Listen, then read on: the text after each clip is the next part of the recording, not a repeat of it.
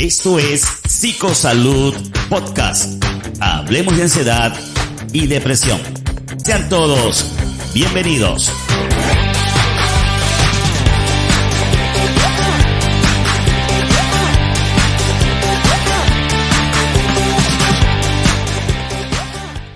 Saludos y bienvenidos, estimados amigos, oyentes y seguidores de este espacio de Psicosalud Podcast. Bienvenidos a una nueva edición. Hoy, como en las ocasiones anteriores, en las dos ocasiones anteriores, vamos a continuar hablando sobre un tema muy interesante, que es el tema de la programación neurolingüística. Esta vendrá siendo ya la tercera y última parte de esta serie sobre este tema. Así que si las dos ediciones anteriores les han sido de interés, pues en esta ocasión queremos invitarles a que se pongan cómodos y presten mucha atención para que reciban lo que hoy traemos para ustedes. La amiga Yosune con su saludo.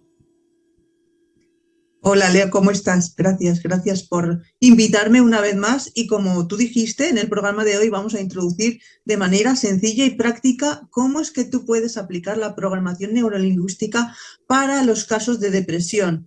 Ya sea para cualquier caso de depresión, obviamente, excepto en los casos en los que, por ejemplo, una depresión se da pues porque en tu organismo tienes metales pesados. Eso ya es algo biológico que se debe de tratar previamente, ¿no? Esa eliminación de metales, por la causa que sea, y es otro tipo de tratamiento. Pero para cualquier tipo de depresión y cualquier nivel, pues esto que os vamos a compartir hoy va a ser súper útil, os lo aseguro. Así es, y como ya hemos dicho en otras ocasiones, recuerden que este programa, este espacio de psicosalud, tiene como primera connotación la psicoeducación, ¿no?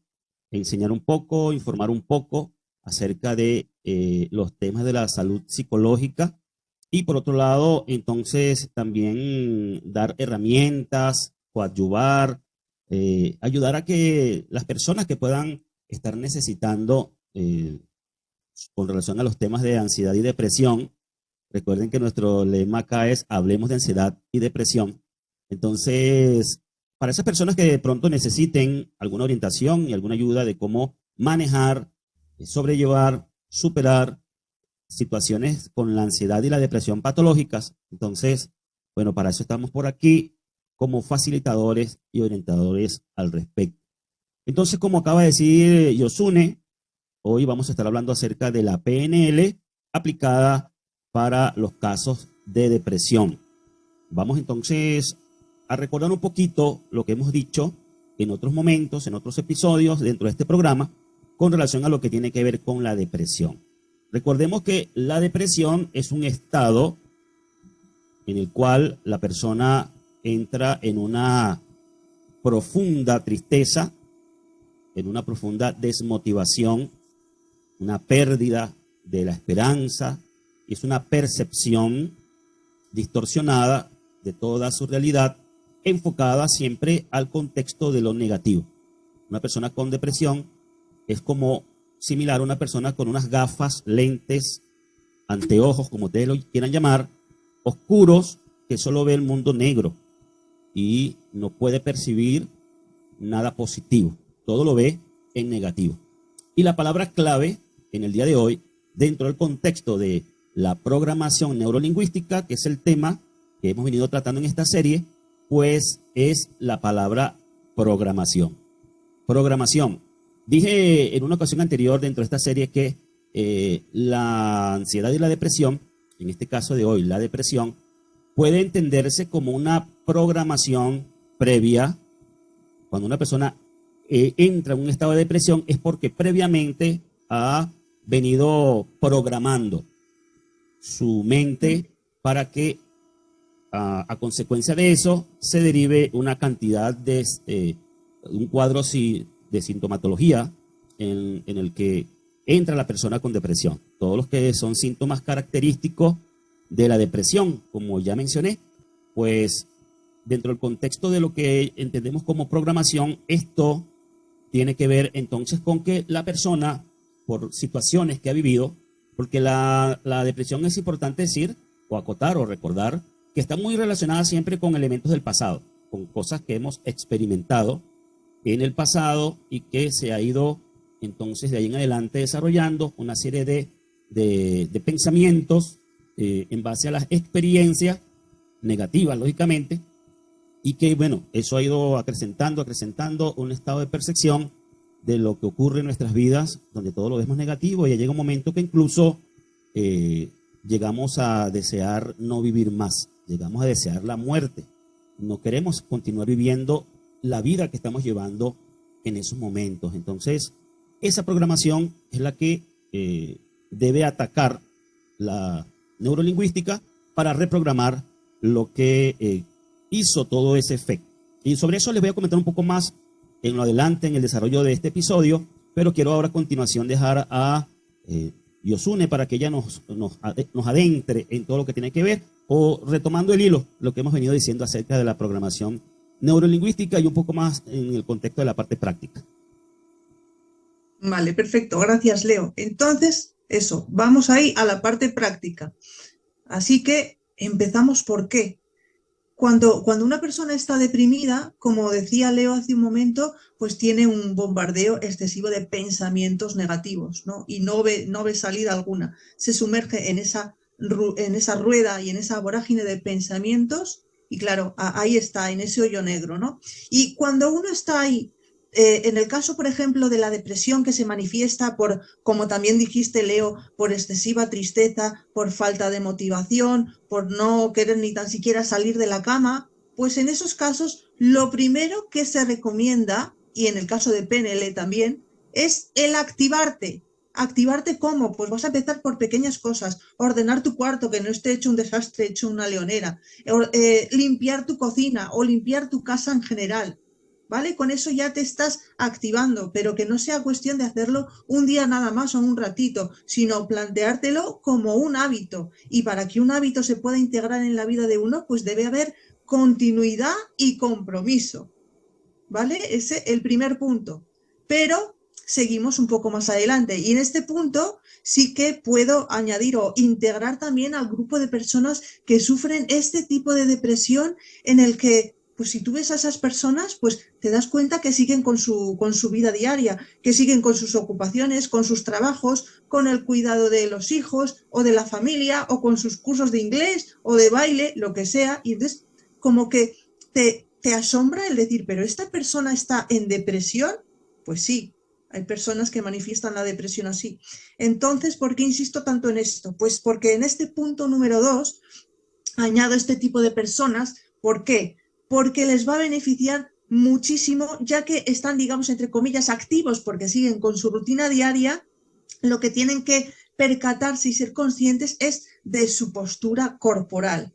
Entonces, esas personas y las personas anteriores, las que manifestaban la depresión con la tristeza, con la desmotivación, etcétera, pues deben ser conscientes de que salen a la calle y en el momento en el que tú sales a la calle, ver cómo caminas. Una persona con depresión camina encorvada, camina triste, camina con la mirada baja, ¿no? Es característico. Pues bueno, pues tú debes empezar a hacer todo lo contrario y empezar a adquirir el hábito de mejorar tu postura corporal. Ir erguido, con la espalda estirada, con tu barbilla alineada con respecto a todo el cuerpo y seguir manteniendo esa misma postura cuando estás caminando. Y bueno, y cuando estás caminando, incluso cuando estás sentado, ¿vale? Porque al principio yo sé que te va a costar, hasta incluso te va a doler el cuerpo porque vas a adoptar una postura erguida que hace mucho tiempo que no lo hacías, ¿no? Entonces, pues eso, va a ser un reto, un verdadero reto para ti, pero como yo sé que cuento con tu compromiso, que esto es un ingrediente principal para que puedas conseguir buenos resultados y superar esa depresión, pues oye, vas a salir a la calle y vas a caminar con esa postura correcta, ¿vale? Y esto lo vas a hacer en un tiempo de por lo menos 2 meses, que es ahí el tiempo suficiente que te va a dar para adquirir ese hábito, ¿vale? Con eso ya has logrado mucho, tanto los que vienen del paso 1, del paso 2, pero ahora vamos obviamente al paso 3, porque esto se puede incrementar. Y es ya una vez que has adquirido ese hábito de mejorar tu postura corporal en todos los momentos del día, no solo un ratito, pues ya es hora de aumentar la actividad física. Pues qué sé yo, por ejemplo, elegir un deporte. Pues puede haber personas que no les gusta el deporte, pero si tú ya venías del paso previo anterior de salir a caminar todos los días, pues bueno, pues empiezas a salir en vez de a caminar, a correr, a trotar, o por ejemplo que te gusta el ciclismo, o te gusta la natación, o te gusta el voleibol, o qué sé yo qué cosa, tantos deportes que hay por allí para que tú puedas empezar a practicar. Pues eso, elige un deporte de tu preferencia para aumentar la intensidad de este ejercicio. ¿Y cuál es el sentido de todo esto? Pues cuando empiezas a practicar ejercicio de manera frecuente, de manera recurrente, lo que vas a hacer es producir mayor, el mayor aumento de serotonina, que la serotonina es llamada la hormona de la felicidad. ¿Por qué? Pues porque básicamente lo que hace es que te hace sentir más pleno, más relajado, más concentrado, más en control y por supuesto te aumenta la autoestima, que esto es lo que queremos conseguir para darle una patada a la depresión, así vulgarmente hablando, ¿vale? Y pues fíjate, esto, lo que te acabo de decir, estos 3 pasos, suenan tan sumamente sencillos, hasta incluso tan sumamente absurdos, que vas a decir, pero Yosune, ¿pero cómo me dices esto? Pues sí, no esperes cosas más complicadas, porque obviamente para hacer terapia de programación neurolingüística mucho más complicada, mucho más elaborada, necesitas de la ayuda de un profesional, ¿vale? De un profesional y licenciado en programación neurolingüística. Cosa que deberías buscar uno, pues si quieres buscar uno en redes sociales, en Google, lo que sea, pues ahí puedes encontrar. Pero en lo que conlleva a ti mismo y a tu propia responsabilidad y el saber que una medicación no te va a quitar la ansiedad, o una terapia no te va a quitar la ansiedad. ¿Por qué? Porque el punto determinante aquí eres tú y el sentido de responsabilidad que adquieres contigo para superar esa depresión. Por eso, este tema, tanto de mejorar tu postura como empezar a caminar y como aumentar esa serotonina gracias a la práctica de ejercicio, pues ahí estás ejerciendo tu responsabilidad de hacer esas cosas que a ti te van a beneficiar para, llegado un momento, superar esa depresión. Así que espero y confío que esto lo apliques, porque como viste es muy, muy, muy fácil de aplicar y sobre todo decirte bueno, que al final la sencillez llega a todas partes. Por eso quise plantearte esto tan sumamente fácil y sencillo para que no te pongas excusas y lo apliques desde ya. Ese es digamos que mi propósito del programa de hoy. Cuando tú hablas de lo fácil y sencillo que parece ser en condiciones normales para una persona hacer este tipo de cosas que tú has mencionado, es importante recordar también que cuando la persona se encuentra en un estado de depresión, sobre todo depresión mayor, una depresión profunda, una depresión ya que se ha hecho incluso crónica, entonces el estado de una persona en depresión es importante saber que está imposibilitado de muchas cosas que son normales en un ser humano. Y aquí me da esto pie para decirles que escuchaba recientemente a alguien que hablando de la PNL, porque, bueno, las cosas son como que diversas, ¿no? Y hay muchas opiniones y muchas Sí. expresiones al respecto de todos los temas. Y bueno, quiero emitir una opinión al respecto de esa opinión que escuché yo con relación a la PNL o al entendimiento de alguien que habla de PNL sobre el tema de la depresión, que en mi experiencia, voy a hablar desde mi experiencia, en mi opinión, no quiere decir esto que yo tenga la razón, pero lo que quiero decir es mi opinión al respecto en base a mi experiencia. Él decía que la depresión es una decisión que hemos tomado. Y yo creo que se diferencia o difiero de esa opinión, porque se diferencia de lo que sería una programación a lo que es una decisión. Porque una programación mental se puede ejecutar tanto voluntaria como involuntariamente, mientras que una decisión es un acto de la voluntad. Si él dice, o si yo digo que deprimirse es una decisión, significa que yo decido deprimirme. Yo decido voluntariamente hacer ciertas y determinadas cosas, tomar ciertas posturas, decido pensar ciertas cosas y actuar de cierta manera para deprimirme. Yo, en lo particular, en mi experiencia, debo decir que eso no es verdad. O sea, en mi experiencia, pues, yo por lo menos no caí en depresión porque decidí hoy, desde mañana me deprimo.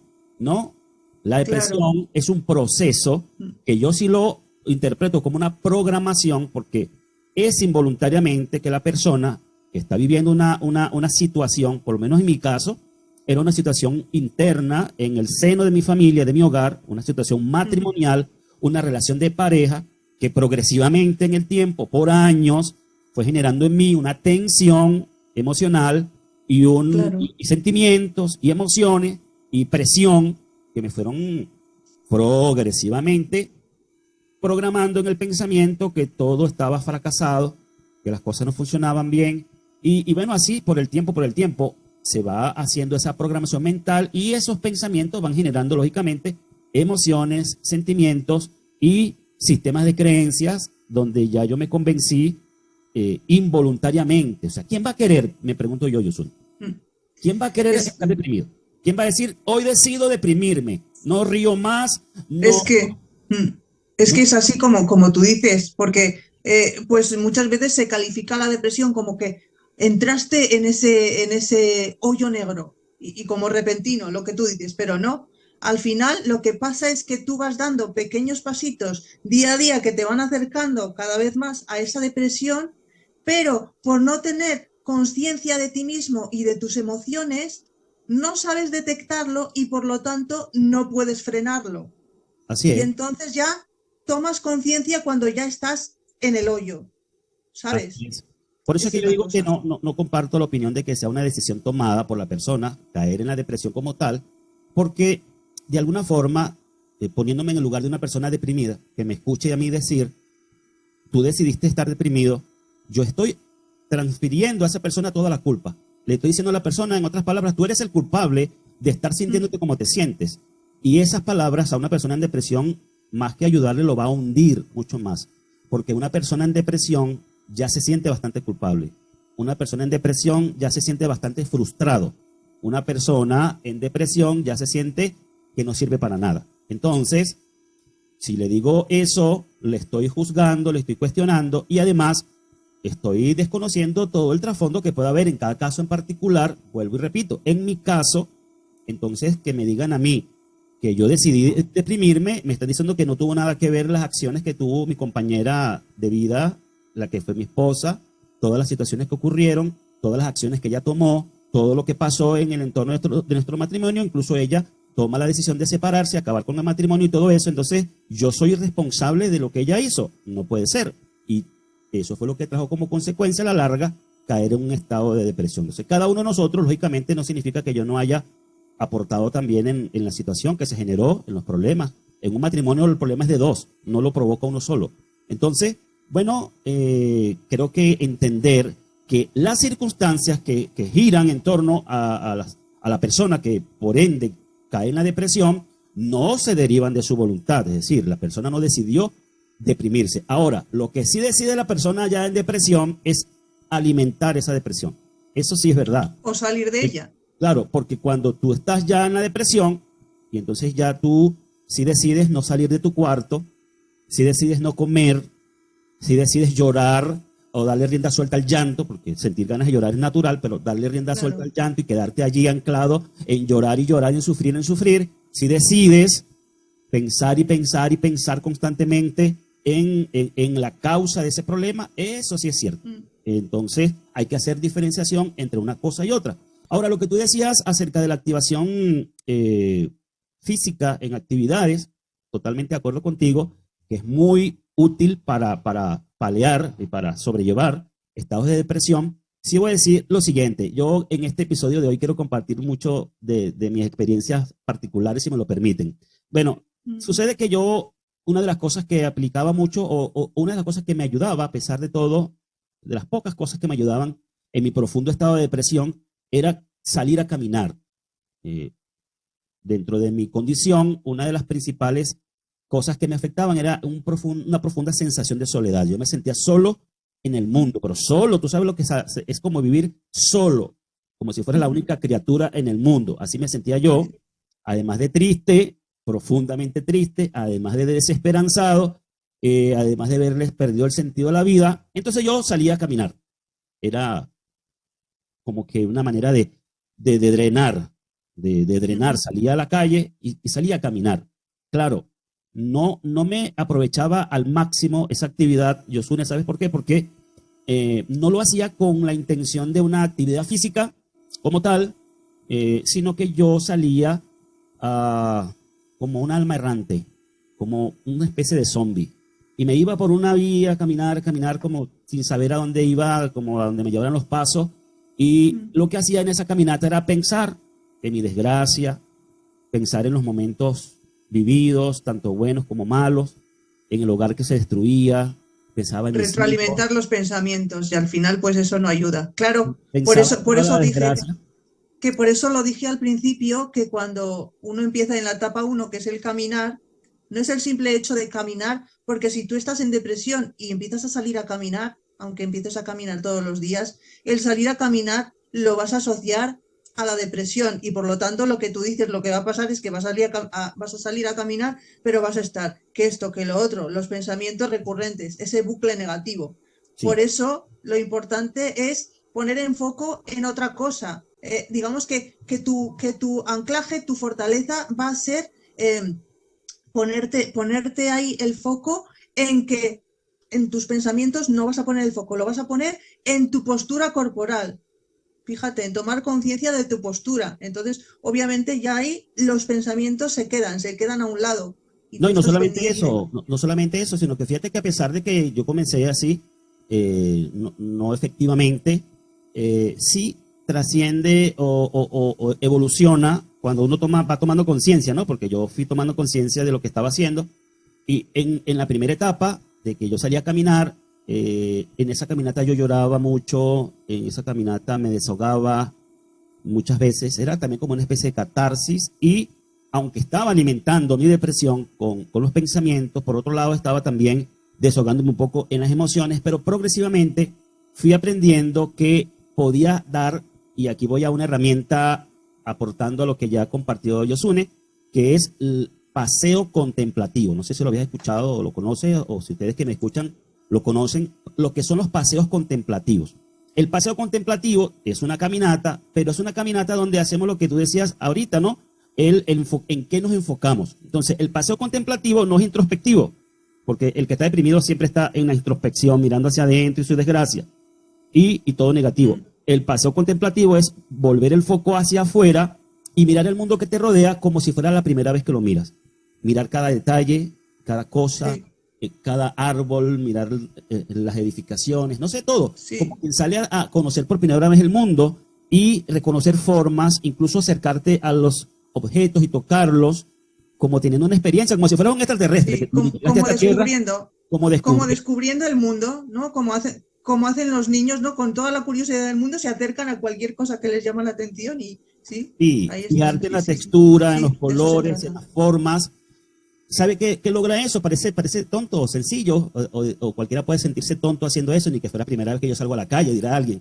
Pero no, cuando haces este ejercicio, ¿qué haces? Reprogramas tu pensamiento, ocupas, porque a veces, Yosune, la gente no logra salir de los pensamientos recurrentes, intrusivos, obsesivos, porque quiere en el consciente luchar contra ellos y decir, no quiero pensar esto, no quiero pensar esto, vete de mi mente, no quiero pensar. Y cuando lo hace, lo que hace es reforzar el pensamiento. Ahora, cuando Mm, tú enfocas, por ejemplo, claro, en esta herramienta del paseo mm, contemplativo, la mirada a estas cosas y comienzas a mirar y a contemplar, tu mente se va a otro espacio, a otro lugar y otros pensamientos comienzan a entrar sin que te des sí, cuenta, sin que te des cuenta y comienzan entonces a claro, cambiar y luego de tanto realizarse, porque esto no pasa en una sola única ocasión, cuando haces de eso un hábito, ya además de ser un ejercicio físico que ayuda, el caminar, también el paseo contemplativo va haciendo el trabajo de reprogramación mental, que es lo que necesitamos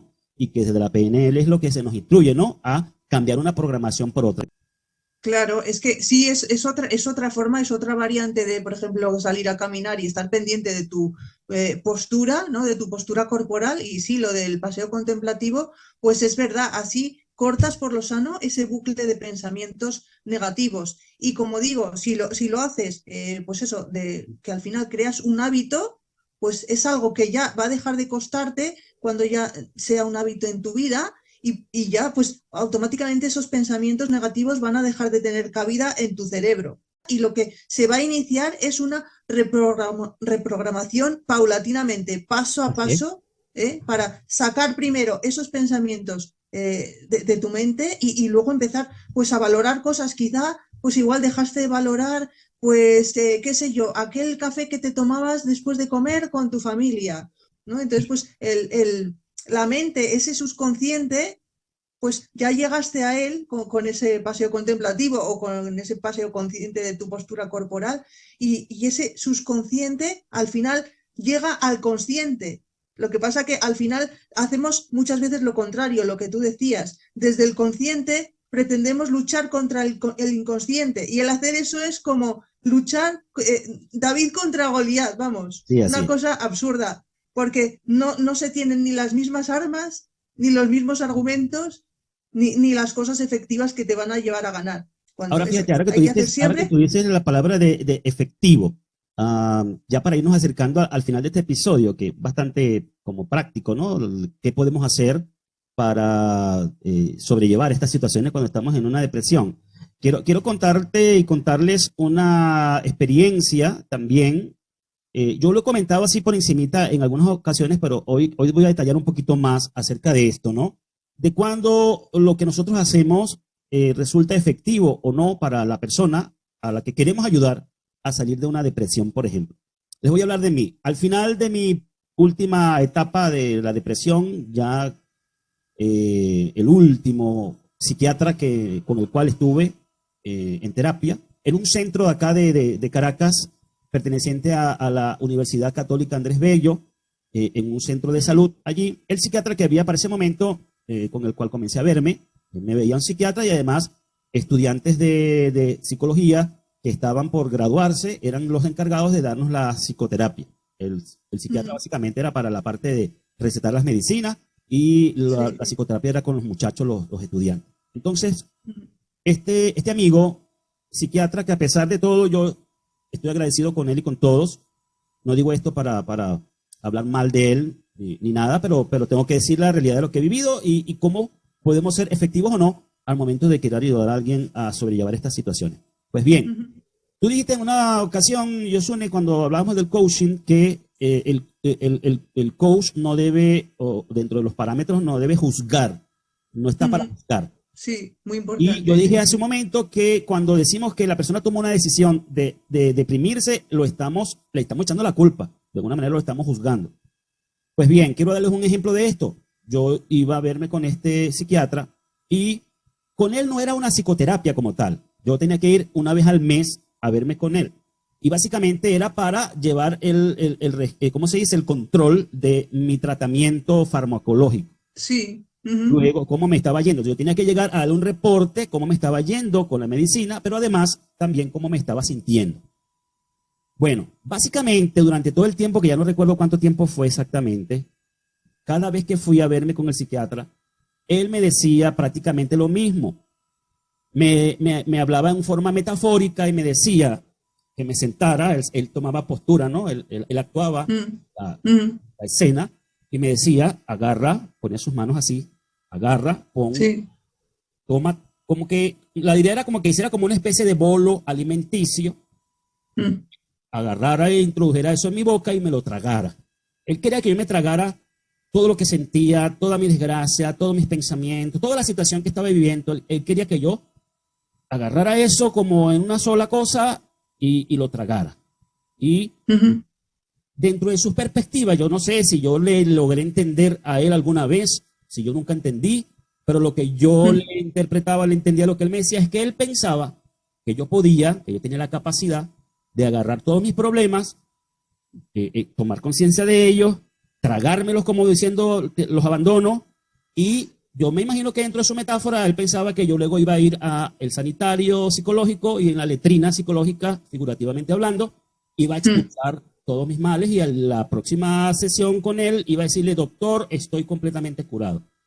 Pero como cada mes que yo iba a su consulta, le decía todo lo que yo sentía, entonces ese señor se molestaba. Inclusive hubo momentos en que él estuvo manifestando mucha tensión. Yo lo veía que temblaba, porque le gustaba mucho que lo llevara a la contraria. Le disgustaba mucho que yo le dijera que me seguía sintiendo mal. No sé si es que él pensaba, sentía, interpretaba que yo le estaba diciendo que su tratamiento era ineficaz. No sé de qué manera era lo que él entendía, pero a él le molestaba mucho eso. Ahí, Leo, sin darte cuenta, estás dando varios indicativos para que las personas aprendan a elegir un buen profesional. Porque aunque una persona tenga colgado ahí en su pared el título de psiquiatra, psicólogo, si te das cuenta, si tienes a un paciente delante de ti y le planteas tal dinámica, la que estabas describiendo, primero, tú no entendías el porqué de esa dinámica. Lo podía haber hecho con diferentes significados, pero el caso es que no te lo explicó del porqué de eso, tú no lo entendías. Eso, primer paso, una persona, o sea, un profesional debe de explicarte los procesos y por qué de ese proceso. O sea, ¿para qué se hace ese y no otro? Porque habrá miles de procesos, ¿vale? Aparentemente él lo que le disgustaba era que yo no manifestara que ya había salido del problema, ¿no? O sea, y luego el segundo punto de que denota si es un buen profesional o no, es que pues las reacciones de tu paciente en este caso, porque estamos hablando de psiquiatría y psicología, porque en coaching no hay pacientes, hay clientes, son dos cosas diferentes. claro. Entonces, el segundo punto para saber si es un buen profesional es que tú no vas a ver nunca a ese psicólogo o a ese psiquiatra, pues eso, que manifiesta nerviosismo o que manifiesta enfado o que manifiesta irascibilidad con su paciente, ¿no? Un profesional siempre debe mantenerse en su sitio y las reacciones del paciente o las respuestas del paciente no deben provocar ninguna reacción en ti. Cuando él hacía eso, o cuando un profesional de la salud mental hace eso, traslada al paciente más angustia y más culpa. Yo sentía que yo era el culpable, pues yo no servía para poner en práctica lo que me decía el doctor. Entonces, ¿qué produjo eso finalmente en mí para cerrar esta idea, Yosune? Produjo en mí que ya yo, para el próximo mes, ya estaba predispuesto, produjo una predisposición de que sabía qué me iba a decir, con qué me iba a salir, y ya yo no creía que él me iba a poder ayudar a salir adelante, porque ya era repetitivo y ya era lo mismo siempre, y él me estaba juzgando, me estaba haciendo sentir culpable, lo cual no debería suceder dentro de lo que es el proceso curativo. Así que hablando de eficacia, de eficiencia, creo que ayuda mucho verdaderamente la empatía, el ponerse en el lugar del otro. Y si fueras tú que estuvieras pasando esto, dirías lo mismo, actuarías de la misma manera, cómo te tratarías a ti mismo si fueras tú que estuvieras pasando por esto. Entonces, todo esto que venimos diciendo, al final de cuentas, a mí me ayudó mucho, como te dije, la evolución del proceso de esta actividad física, comenzando por lo que tú decías, comencé así, sirvió como a la primera etapa para drenar, para hacer catarsis, para llorar mucho, luego ir tomando conciencia de la necesidad de no continuar enfocado en ese drama, esos pensamientos. Fui con los paseos contemplativos, reprogramando un poco mi mente, mis pensamientos, y luego avancé, ya con todo esto que hemos ido aprendiendo, avancé allá, no solamente lo del cambio de postura, fíjate, Yosune, se vino dando en mí progresivamente al comenzar a cambiar mi manera de pensar, y ya fui luego introduciendo nuevos pensamientos, que ya es la reprogramación, donde yo comencé a tener valor, autoestima, autoconcepto, un buen autoconcepto, donde dejé de pensar que yo no valía nada, donde dejé de pensar que porque yo llegué a sentir que como hombre no iba a traer más nunca a una mujer, que yo era, bueno, no sé qué clase de persona, que nadie se iba a fijar en mí, que ninguna mujer se iba a fijar en mí otra vez. Y bueno, cuando comencé a cambiar todo eso, comencé a levantar mi autoestima, mi amor propio, y ya esos fueron mis pensamientos, mi postura cambió. Sobre todo, ¿sabes qué cosa era difícil? Y qué cosa es difícil para una persona en depresión: sonreír. Cuando empecé, yo al principio tuve que forzarme a sonreír. Cuando salgas a caminar en ese paseo contemplativo o en lo que hagas, pues, dentro de la terapia para salir de la depresión, tienes que forzarte muchas veces a hacer cosas como sonreír. Mira, yo podía estar en una reunión, yo suena, donde alrededor de mí todo el mundo estaba riendo a carcajadas y yo estaba totalmente serio, sumido en mi pensamiento interno. Sí. Y poquito a poco fui aprendiendo de nuevo a sonreír. La gente me decía, oye, qué distinto te ves, si estás cambiado. Y así poco a poco me fui convenciendo a mí mismo hasta que ya por allá a finales del año 2019 me comencé a sentir pleno de nuevo, libre, sano, ver el mundo distinto. Fue como volver a nacer. Y eso es lo que quisiera transmitirle a las personas que me escuchan, que a través de estos ejercicios, que pueden no solamente desde la PNL, sino de distintas herramientas que venimos compartiendo por aquí, podemos realmente volver a la vida, volverle a ver sentido a la vida. Y una cosa más que quiero decir, Yosune, es que no se trata de confesiones positivas, así como muchas veces sucede. Es otra opinión que quiero dar. Respeto lo que la gente piensa y opina, pero incluso dentro del mundo religioso en el cual yo me desenvuelvo, encuentro personas que piensan que van a resolver los problemas de la gente, de salud, por ejemplo, sea mental o física, con que la gente repita, estoy sano, estoy curado, no tengo nada, estoy bien, no pasa nada. Yo digo que no se trata de eso, porque yo lo hice y a mí eso no me funcionó para nada. No se trata de autoengañarnos o fingir. No, no, no. Una cosa es que tú confieses, todo va a salir bien, voy a salir adelante, yo sé que esto va a pasar, que todo pasa. Eso es una confesión positiva. Yo sé que voy a salir adelante. Pero que yo me siento mal, grave, destruido, y voy a estar repitiendo, yo estoy bien, no pasa nada, todo está chévere. Me estoy engañando a mí mismo y estoy engañando a los demás. Quiero que darles un testimonio lamentable y con esto voy a finalizar esta parte, ¿no? Y es, mi mamá murió de cáncer de seno. Mi mamá murió muy joven, a eso como de los 42 años. Y mi mamá estuvo en la iglesia evangélica por varios años y ella con su seno bien mal.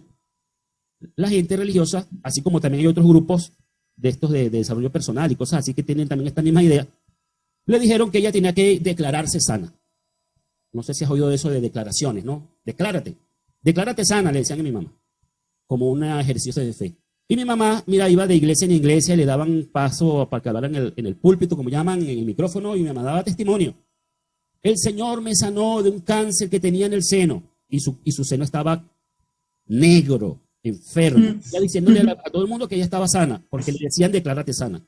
Bueno, al final de cuentas mi mamá muere del cáncer de seno. Y yo me pregunto, y siempre quedé marcado con esto de decir, no podemos engañar a las personas. No podemos decirle a la gente que se autoengañe. Mi mamá murió autoengañada y engañó a mucha gente sin querer con eso de las confesiones positivas. No se trata de eso, se trata de, sí, reprogramar nuestra mente, con la fe de que esto va a pasar, de que va a salir adelante, tener conciencia de que estamos pasando por una situación, que sí estamos enfermos, que sí estamos mal en el momento, pero que esto no va a ser el final de nuestras vidas, que sí vamos a salir adelante. Y quinto es...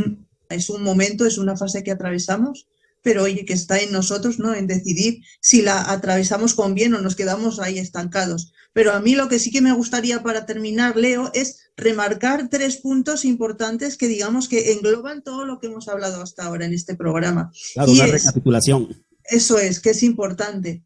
1, el tema de reactivarte y después ir subiendo eso de nivel, pues haciendo ejercicio y demás para aumentar la serotonina, bien importante. Así ¿vale? El segundo punto, las claves que hemos dado para que tú puedas distinguir si estás delante de un buen profesional, ya sea psicólogo o psiquiatra, que hay muchos licenciados, pero no todos son buenos. Pues ahí hemos hablado en un apartado del programa de eso. Y el punto número 3, que yo creo que no lo hemos mencionado, pero que esto es decisivo también para que puedas sobrepasar esa depresión, y es el compromiso contigo misma, para iniciar esas rutinas de caminar, para iniciar esas rutinas de ejercicio, para iniciar esas caminatas contemplativas, como decía Leo, el compromiso de iniciar las terapias con un buen profesional, el compromiso de detectar si estás delante de un buen profesional o no. O sea, el compromiso es vital, no con tu familia, no con tus amigos, no con tu mascota, sino contigo mismo. Solamente puedes salvarte tú. Y debes de tener presente siempre ese compromiso contigo. Porque primero estás tú, después tú y luego tú. Y una vez que sobrepases esa depresión, pues ya lo demás ya vendrá. Así es, así es. Y lo importante ya, para ponerle la tapa al frasco y el cierre a este episodio de hoy, es el saber que no eres culpable de lo que estás viviendo cuando estás pasando por un trastorno emocional, bien sea de ansiedad o depresión, como en el caso de hoy, sino que, bueno, se derivan de muchos factores, que no te sientas culpable, que no te sientas que no hay salida, sino que más bien todo forma parte de un proceso de aprendizaje en la vida. Si lo ves como una etapa de aprendizaje, podrás comprender que al salir de ello vas a tener un mayor nivel de crecimiento y de desarrollo personal. Y para eso estamos nosotros aquí, como facilitadores y colaboradores para que ese proceso pueda ser más expedito en tu vida. Así que muchas gracias por la atención prestada a todos los que nos acompañan episodio tras episodio en este podcast. Quiero informarles tanto a Yosune como a todos los que nos acompañan, que nos siguen en esta programación, que he decidido cambiar o mudar más bien de comunidad dentro de Hype, el podcast que es como un apéndice de este que se llama Psicoconfidencias Podcast, en donde yo traigo un invitado o una invitada para que cuente su historia. Así que para que estén atentos, estén pendientes, y a través de este podcast, Yosune, vamos a estar invitando constantemente a las personas que quieran compartir su historia en Psicoconfidencias. A las personas que han tenido experiencias con la ansiedad, con la depresión, o que la están padeciendo, o que tienen algún ser querido, algún ser cercano que padece esto, algún amigo, algún familiar, y les gustaría compartir la historia. Es decir, vamos a trabajar en Psicoconfidencias Podcast con historias de la vida real, como desde un principio ese ha sido el propósito, ¿no? Así que la invitación que en este video, en los comentarios, nos hagan saber si quieren participar de Psicoconfidencias Podcast contando su historia o la historia de alguien cercano. Muy bien, pues nada, como me gusta decir en estos momentos, pues ante cualquier duda o pregunta que os pueda surgir escuchando este contenido, pues oye, plasmarlo ahí en los comentarios, que tanto Leo como yo estaremos ahí bien dispuestos a ir dando respuesta. Hace falta un compromiso de tu parte y las herramientas ya las tienes, ya te las hemos presentado, o sea que aparte del compromiso, el ejercicio de responsabilidad contigo, de decir, yo quiero salir de esto, pero que de estas salgo sí o sí. Así es. Bueno, hemos concluido felizmente este nuevo episodio y no nos queda más que invitarles para una próxima ocasión con un nuevo tema, lógicamente siempre relacionado con la psicosalud, la ansiedad y la depresión. Muchas gracias por seguir esta programación. Será entonces hasta la próxima. Bye bye. Chao.